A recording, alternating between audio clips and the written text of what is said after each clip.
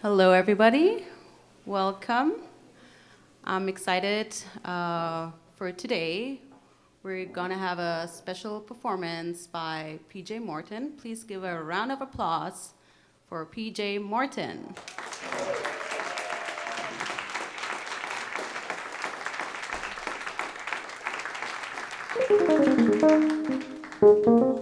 Happy to be here to hang with you guys. Yeah, I don't get to play to offices that much. You know? So I'm gonna sing a couple songs for you from my album Gumbo that we put out this year. And this the first one goes, no one makes me feel the way you do inside. And I don't know what I would do without you, and that's no lie. See, if I died,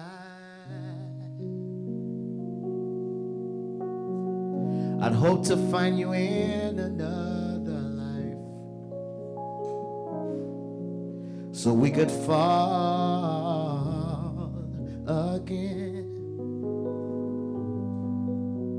Be the way we were when we first began, yeah. Like the first time that I ever saw you smile. I want that feeling again. Let's be the way we were when we first began. Y'all help me snap right here. Yes, we've got something special. Let's hold on and don't let go. That's it. Yeah, yeah, yeah, yeah. And I'll never find another like you. And this I know. If I die, I'd hope to find you in another life, yeah. So we can fall again. Be the way we were when we first began. Like the first time I ever saw you smile. I need that feeling again. Be the way we were when we first began. Keep snapping, yeah. When we first began. When we first began. When we first began. When we first began. If I die, I hope to find you in another life, yeah. So we can fall again, yeah, yeah. Be the way we were when we first began. Like the first time I ever saw you smile. I need that feeling again. Let's be the way we were when we first began.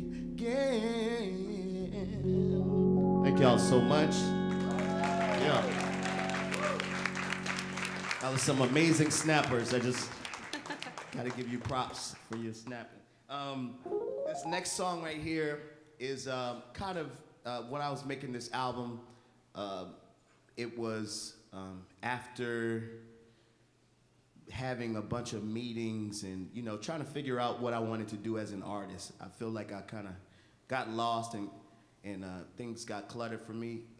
Some of you may not know, but I'm also in the band Maroon 5, right? So seeing all that success and being a part of something so huge somewhat confused me of who I was as a solo artist, you know, and what I wanted to say. And I decided to leave LA, move back home to New Orleans, and really get back down to to the basis of who I felt I was, and got back to the reason I made music in the first place, which is, you know, at the foundation, just to do something special and make some art that is special. I want to sell records. I want to do all those good things, but at the basis of it, I want to just be making something that I want to make, you know. So this one's called Claustrophobic. All right.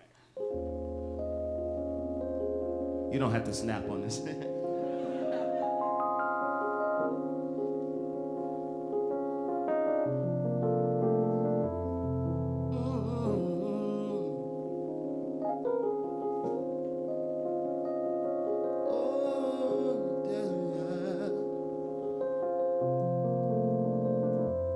They say stuff like, PJ, you're not mainstream enough.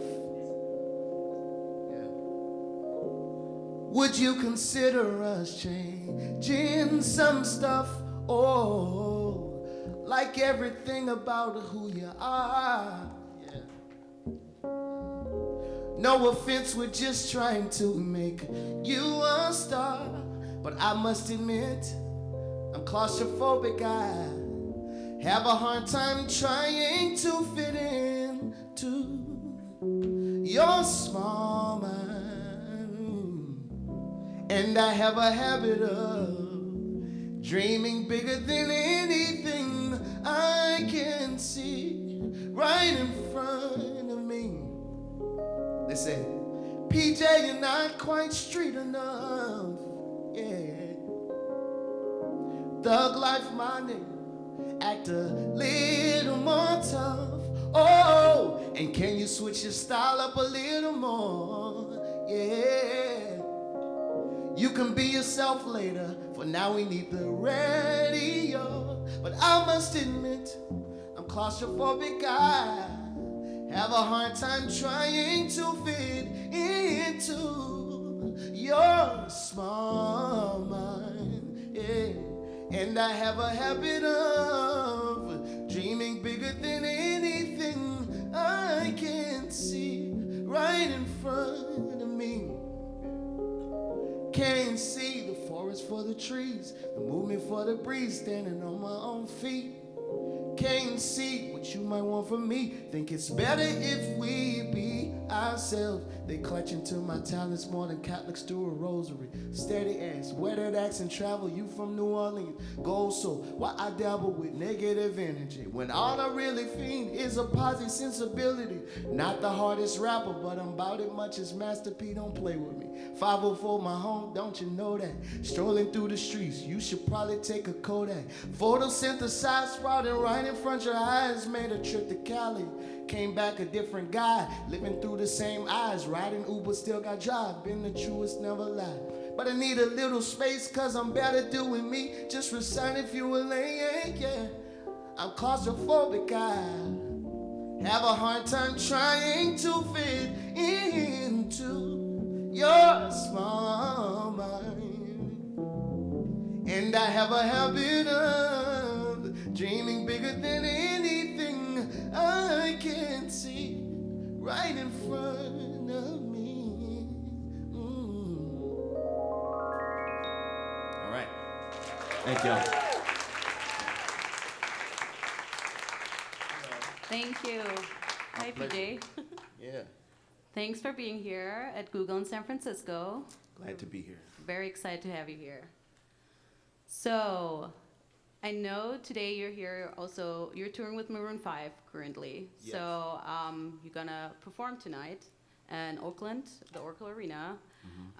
So, first I wanna start off and ask you, how did you start with music and how did it feel to get into this whole business at the very beginning?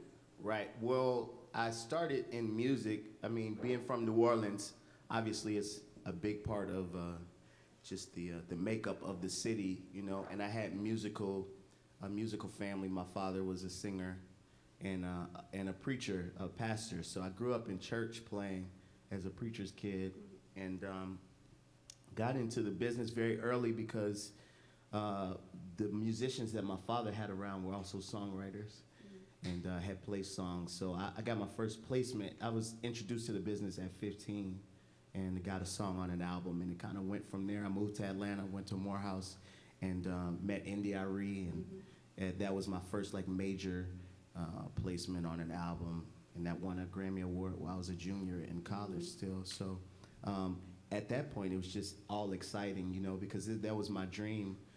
Even leaving New Orleans was in an effort to get in the business, because New Orleans, and why I'm back in New Orleans is to help build that music infrastructure, because while there is music and entertainment infrastructure, right, like people, the best musicians in the world are there has never been a real business there for music. So it's why I had to leave and find the business, you know, and now I'm back to bring, you know, kind of combine the two.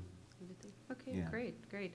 I also know you toured with Erykah Badu. Yeah. She's amazing. So how was that? Amazing. Yeah, that was my very first tour, first time on a tour bus, my first time missing church on a Sunday. I didn't know what to do on a Sunday. I was like, wait, do we go to church or what? I was a true preacher's kid. But yeah, Erykah is such an amazing, I was just lucky to have my start be with someone who was such an artist, such a leader, you know, like a culture shifter. So that was, it's amazing, you know, we still stay in contact now these days. She's always been a huge supporter of whatever I was doing. You know? Okay. And then after you were touring with her, you started to get into the band with Maroon 5. So Yeah. how was that? How was that getting into a group like that, and also starting your solo career on the side?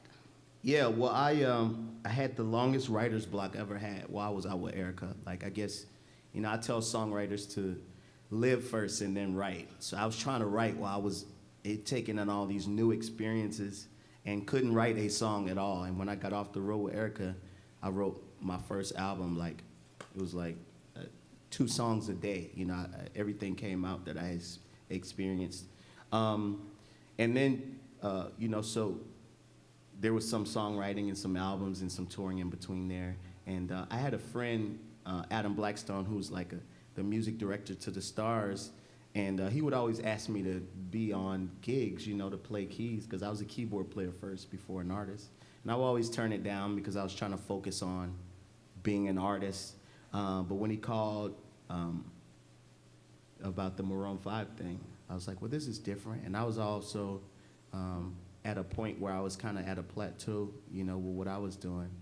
And it was my first audition ever. I'd never auditioned for anything. And it was their first. Maroon's been a band since 8th grade, you know. So it was awkward for both of us.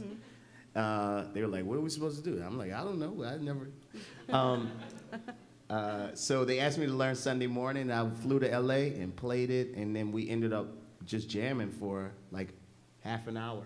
And there were other people waiting to audition. So they said they knew, and I kind of felt it too. We vibed on I mean, I guess it speaks to a lot of things, but because there were a lot of amazing musicians that could have probably done that. But we vibed as people and connected as people. Yeah, they canceled the second day of auditions, and it's been 8 years now, and next month that I've been with the band. It's been a crazy ride. You know, this was before The Voice. This was before Moves Like Jagger. Wow. we call it pre and post Moves Like Jagger. That's yeah. So how do you feel about like doing your solo thing and also the Maroon 5 both at the same time, basically? I just feel tired. Nah, it is a great problem to have. You know, I just got off of a solo tour and had a week in between, and started this Maroon 5 tour a couple days ago. It's amazing, man. You know, like I said, it's just good problems to have. The guys are very supportive of me. I've done double duty on tours, you know, where I open the tour and then close as Maroon 5. I've done that here and in Europe. And they don't have to do that. I don't even expect that, you know, but that just speaks to the type of people they are. It's challenging, you know, schedule-wise, and just not having any downtime. But you know, YOLO. Mm-hmm. So you also recorded a song with Stevie Wonder, Yes. which is pretty great. It's all right. So Yeah. how was it to like meet him and to make music with him? And who would you like to work with in the future? Like, are there any artists you really want to work with as a solo artist? Yeah, so like to put it in perspective, as a keyboard player who wrote songs and sang, Stevie was just is my ultimate right now. And he was, when people would ask me that question on interviews, like, who do you want to collab with? And it was always Stevie. So after I worked with Stevie, it was kind of like, he ruined it, that question. I had to think differently. He's my hero. He is also, because, some people ask me if I'm, because things are reminiscent of Stevie. And of course, I'm sitting down playing. It offends me that people say I'm so much like, look like Stevie or trying to sound like him. But I'm honored by that. It's like he knows that I'm not trying to imitate. I've just been heavily influenced. And to have him there makes me not care about any of that, because he supports. And still, Stevie wants to work on new music with me and stuff like that. It really is surreal, and I feel like I'm in a dream. I've listened to the song that I collaborated with him on probably, 100,000 times. And I'm still shocked every time I hear it that Stevie is on a song with me, Yeah, it's a dream come true, like literally. As far as people I'd like to work with, I think of more current people now because that was like, the big hero from, like a Kendrick Lamar, Pulitzer Prize winner, nice. Kendrick. And like Chance the Rapper, I want to produce something with Pharrell. Yes, please. So that's Great. it. Yeah. So speaking of that, you were nominated for 2 Grammys for your current album, Gumbo. Yeah. So how do you feel about that? And also, what made you create this album, and where does the name come from? Can you tell us a little bit about that? Yeah, well, it was me moving back home to New Orleans. I was an artist after I moved away from New Orleans, so I'd never made a record at home. And so that was part of it, just a nod to Gumbo. But really, on a deeper level, I wanted to challenge myself. I've written a lot of love songs, I wanted to challenge myself to talk about more than just love this time around.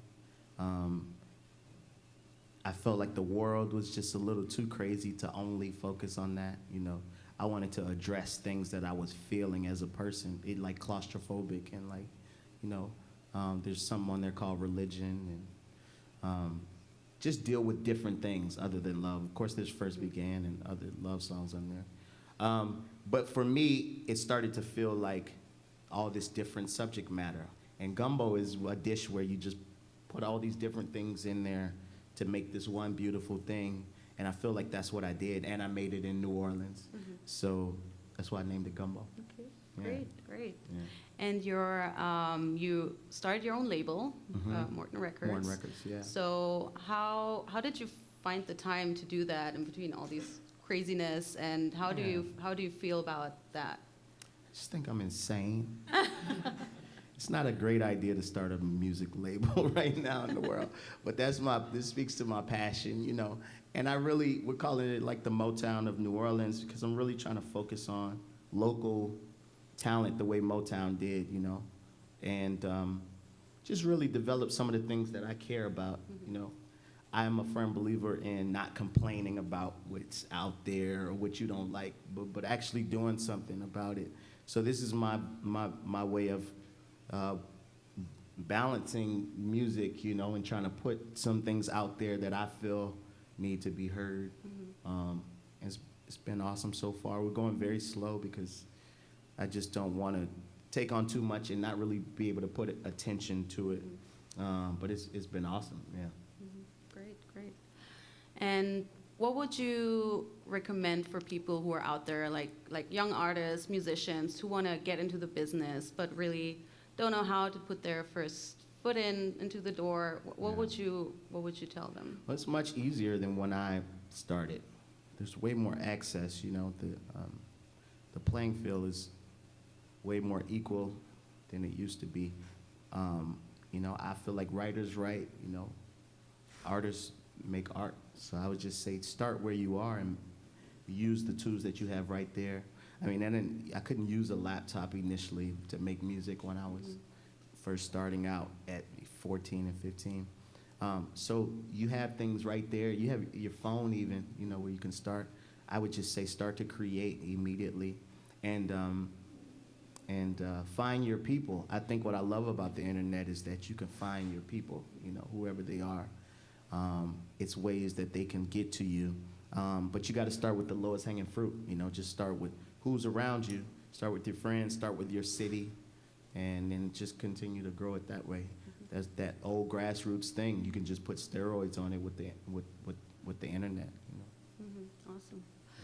Okay, great. Thanks, PJ. So we're ready for some Q&A. So if you guys have any questions, there is a mic. Please line up. And yeah, feel free to ask away.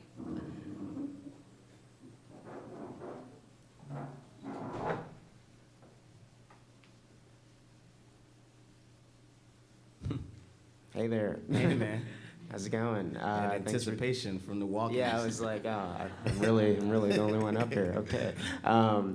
No, thank you for those opening songs, for sharing some words. I'm just curious, since it's pretty much all you are, you know, producing the lyrics, producing the sound, which tends to come first for you? Are you a person who sits with your notebook and writes these lyrics and then jams after, or do you feel it in your hands? I don't know. It's usually musical for me first. I very rarely, I think maybe only 2 times in my life have I like written down lyrics first.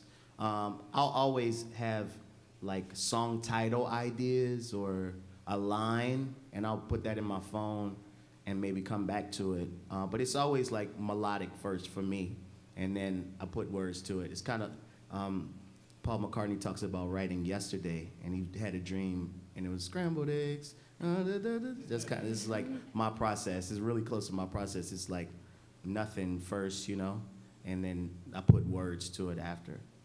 Yeah. Thank you. Yeah, man. Hi there. Hey. Thank you so much for being here. I had a quick question for those of us who are not in bands but do understand what it's like working with a team. What was the conversation like when you had to talk to the band about wanting to do solo work? Was that difficult? Is that a challenging thing? You've been with Maroon 5 for a long time. I'm sure you're like a family. Yeah. Was that hard, or were they okay with it? Well, the easy thing about it was when I joined the band, they knew I was an artist already, so I kind of came in as an artist. Was maybe more challenging was when I decided to leave LA, because I moved to LA because of the band, you know, to be closer to everybody. And I wasn't gonna leave LA if they weren't totally cool with it, you know. As a group, it was important to me. And they realized that it's different now. You know, when I first joined the band, we could call surprise rehearsals. There was no voice schedule, no TV, all that stuff, so things could just pop up. Thankfully, our schedule is kind of locked in for a long time ahead. So they understood my reasoning and knew that I would not be any less dedicated from where I was, you know. And yeah, we're doing all right. Yeah. Hi, thank you for coming. Thank you. So as a woman of color, I think as you continue to advance yourself, you get degrees, you get the great jobs, you start to think about how do you use your platform to raise awareness for different issues of injustice. Sure. And so I'm curious to know how you think about, now that you've started your own label, you're establishing your own career separate from Maroon 5, how do you think about leveraging your platform as a musician to speak to all the issues that are affecting people today? Yeah, well, I think I think as an artist, it's always been that, you know, we've always been the way to soften the blows of a conversation, making it musical and making people sing along. And I, in the spirit of like Marvin and Stevie, and those guys always feel necessary. I think that's what I was kind of alluding to when I was saying that I couldn't just talk about love this time, you know. There's songs like Everything's Gonna Be All Right and All Right on my album that kind of deal with what's going on and how divisive it is right now. And that's the best way I know how. That's my tool. That's the strongest tool I have is music. So I use that the most. I feel like that's the thing that comes to be the most natural, you know. But then I also lend my voice to, you know, people who can't be as loud as I can. Yeah, it's important to me, very. Yeah. Hi, thank you. I was wondering if you could comment about the role of formal music training in your own past and how that has or hasn't been part of your development, and also if you could talk about the musicians that you play with, if you've noticed differences between those who have and haven't really formally studied music versus learning from being in bands and friends and so on. Sure. Well, you know, my experience is kind of unpopular. My mom really wanted me to take piano lessons and become a classical musician. I quit piano lessons probably after 2 weeks because I was playing stuff on the radio and playing stuff on TV, and I had a gift, you know. And so to go from playing like What's Happening Now to da da da da da da da da, I was like, man, I can't do this, you know. So I didn't really have the discipline. But I also feel like with anything, I went to Morehouse marketing, right, was what I got my degree in, and I felt like I was a natural marketer already.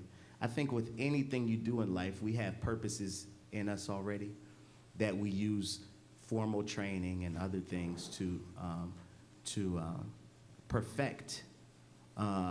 So I think, especially being from New Orleans, these musicians, there was no notation, you know, there was no reading music. The music came first, then somebody said, well, let's figure out a way to put this on paper to allow other people to do it. But I think some of the elitists in music kind of got it twisted and looked down on people who can't read music. But those are the people who have the gift already, right? And they can use reading and school to perfect that. But it was already in me. So I personally didn't want to learn music. My training came from experience, being on the road, being on 16-passenger vans, and going from city to city and touching people and being on stage. I think that's one thing we're missing. One thing my focus is on at Morton Records is development, you know, because it's missing. Because we have YouTube and somebody can get 1 million views and then they go and they're a star and they missed a whole bunch of steps. And that's why we see some people who can't perform live, you know. And I think that's where the longevity is. So that was my training. My training was having the vets around me and watching them. I didn't necessarily have the formal training of being a musician, you know. I said if Stevie can't read music, I'll be all right. Okay, one more last question. Hey, PJ. Hey, This is man. awesome. Thank you. Yeah. I have a songwriting question. So you touched on, as a solo artist, you do want to sell records, but at the same time, you want to really make music that's true to the root of who you are. Mm-hmm. And so my question is, when you're creating music, how do you think about the compromise between expressing what you want to express, but also making that music accessible to a lot of people? And do you even see that as a compromise? Yeah, I don't see, so the thing about me as a songwriter is I've always loved pop music in the sense of, when I say pop music, I mean songs that people can sing along to. It's never been my taste to be so left that it's like, you gotta be super deep to understand it, you know? That's never been my thing, so I didn't ever have a challenge with like writing a chorus that people could sing along to. So I don't see that as a compromise. Aside from that, I don't really get deep into, or I try not to, get deep into being strategic about, you know, how this song should be to make it on the radio or something like that. That's what I had to get away from, because I did have that for a long time. All I wanted to do is be jamming for my friends, you know? That's as far as it goes now. It's like, yo, because when I was a kid being a musician, it's like, when I learned something, it's like, yo, I want to impress my friends. So I think of the world as just if my friends like it, I don't care who else likes it. So that's my compromise these days. It's like, make the coolest thing you think, you know, and then just trust that, as opposed to, what's popping on the radio right now? Let me see if I can do something like that. Because especially now, trends move so fast that you're late once you make a Cardi B sounding record, you know? It's over, you know what I'm saying? That sound is like been done a million times. So I find that, you know, it's so hard to get through the clutter these days. It's a lot of, that's the gift and the curse of things being more accessible now. Anybody can be out there, so there's a lot of clutter. And I think the way you get through the clutter these days is honest music. People want to be connected, feel connected to something. Even Cardi, you know what I'm saying? I'm not talking about sonically, but the reason she cut through is because she was a real person and she didn't try to be something else to sell, you know? So I think being honest is as much as the compromise goes, and like just trying to impress my people, you know? Yeah. Okay, thank you. Okay, so I think we have one more song coming up before we're done, so. All right, I'll play another song. Yes, please.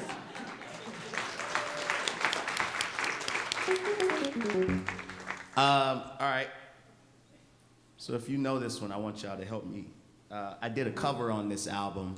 I looked up the top 10 songs of all time. And one of my favorites just happened to be there. It's How Deep Is Your Love by the Bee Gees. And, you know, those, are they from Australia? Yeah, I think. Aussies, you know. They had some soul in there. I felt the soul in there, but I'm like, I think I can fully put the soul in it. You know what I'm saying? So I redid it, and I'm gonna do that one right now. So, let's see.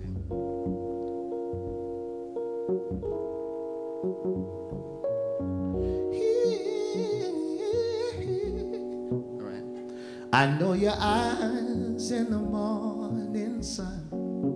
I feel you touch me in the pouring rain. And the moment that you wander far from me, I wanna feel you, my arms again. And you come to me on a summer breeze, keep me warm in your love, in your soft lately. And it's me you need to show. Come on, how deep is your love? How deep is your love? I really mean to learn, 'cause we're living in a world of fools, breaking us down when they all should let us be.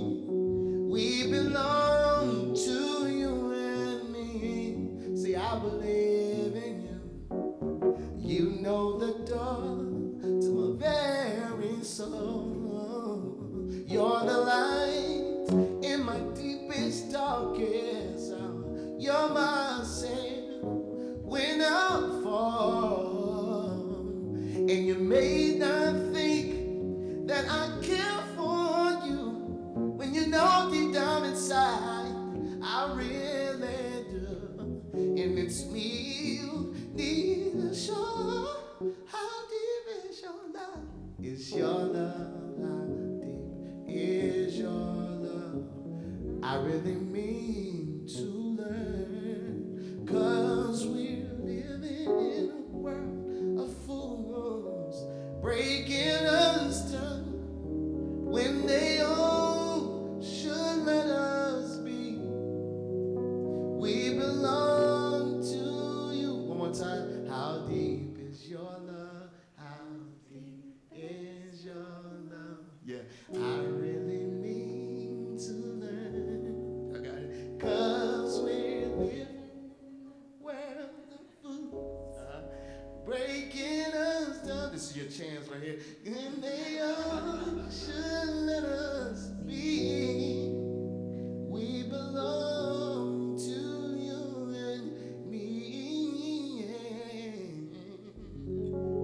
so much, man.